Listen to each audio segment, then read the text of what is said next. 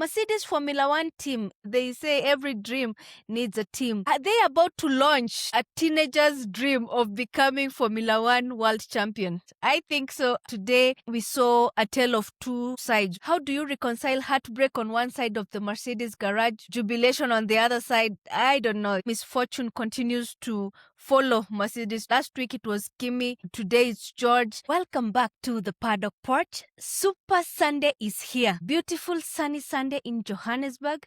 And well, it's race day at Spa and the World Cup finals in the USA. I don't watch football, but I always make an exception for big games and matches. And today is the World Cup finals. We have to wait 4 years for this thing. So yeah, I must watch.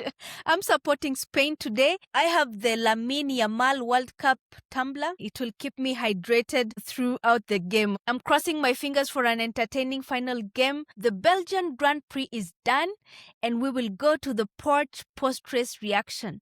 So round 10, Mercedes still maintain their constructors lead. There is a change in the Drivers' Championship standing. After that unfortunate George DNF, George moves down to number 3. Lewis comes up to number 2. Kimi extends his lead. Yeah, those are your top 3 as of the Belgian Grand Prix. Mercedes Formula One team, they say every dream needs a team. Are they about to launch a teenager's dream of becoming Formula One world champion? I think so. Today, we saw a tale of two sides. How do you reconcile heartbreak on one side of the Mercedes garage, jubilation on the other side? I don't know. It's a really difficult one because George went out of the race on lap 1. Misfortune continues to follow Mercedes. Last week it was Kimi. Today it's George. That incident involved him and Lewis Hamilton. Lewis Hamilton got a 5-second penalty for that. Doesn't help George much because he got 0 points. He's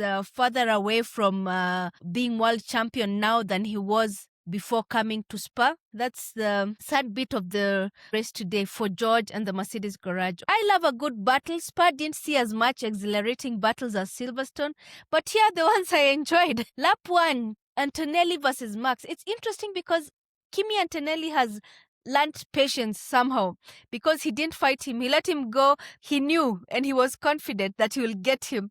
And of course, he got him. Papaya battle.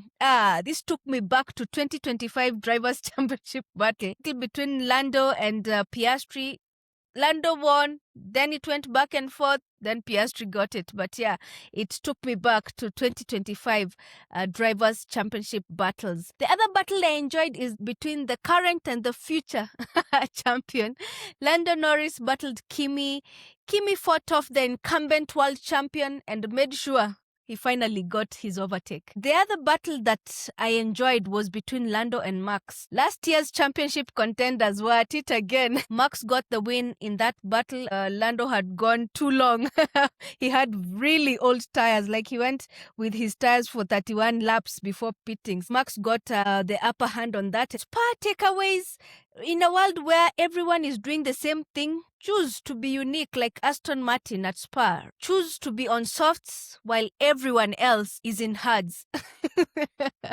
Anyway, on a serious note, loved the trophy. There is already a debate on what it looks like. For me, it looks like a champagne bottle. McLaren and Red Bull have found pace. McLaren was really quick out there. Piastri was compromised because of damage on his right side of the car. I think the floor. I love it when teams find pace because it means more competition, more battles. So Lando was actually running the fastest the last quarter of the race. So it means McLaren have somehow found some pace between the time they were in Silverstone and the time they came to Spa. And that's a good thing. Kimi Antonelli has cultivated patience in battles. Quite interesting because I was seeing he's impatient, even the way he's talking on the radio and everything. But it's as if he has learned when to wait for it, when to chase. And it's beautiful to see because it's something that he needed. It seems he has the confidence that it doesn't matter if you're ahead, I'm going to catch you. The other thing, The car, the driver, the team is one package. Everything must work together. If one element is out of place, it affects everything. You can see what happened to Ferrari. A simple front wing setup was not done for Lewis Hamilton, and his run after was quite a challenge. We saw a mechanic or a pit crew person fall or almost get run over by Lewis Hamilton's car. That was the point that he was supposed to fix the setups. There was a communications breakdown between the team and Lewis. So they didn't do that setup. I'm happy and glad that Lewis was able to stop. You can see the reflex in these guys. Like in a split second, he stopped before anything happened to this pit crew member. And that ended well. But on the other side, they didn't put the front wing setup. And it messed up the rest of Hamilton's race in that everything was thrown out of balance. That said, on top of the Belgian Grand Prix podium, we had P1 Kimi, P2 Charles, P3 Max. Antonelli was on pole. He started P1, lost the lead some part of the race, but when he finally regained it on lap 34, he held on to it up to the checkered flag. This is his 6th win. Congratulations, Kimi Antonelli, for winning the Belgian Grand Prix. The only thing he needs to break up with is his relationship with track limit infringements. Yeah, it happened again. He was on a warning again at Spa. We have seen him get warnings in previous races about track limits. This kid is going fast, so he's going off most of the time. Charles, P2, amazing back-to-back podiums. Driver of the day at Spa, Max Verstappen. Not the car and the season he wished for, but at his second home, he managed to hold on to his podium position. That Red Bull is getting some pace from somewhere, and I'm happy about that. Spa 2026, the tale of low tire degradation. Comes issues between Lewis Hamilton and his team. Aston Martin on softs while everyone else rocked hards. Sainz with an unwanted front wing change. Charles garnering the most votes for driver of the day. McLaren finding pace that saw Lando on the fastest lap the last quarter of the race. George Russell complete heartbreak with a lap 1 retirement. The man of the hour, Kimi Antonelli, the teenager who might just win the 2026 Drivers' Championship.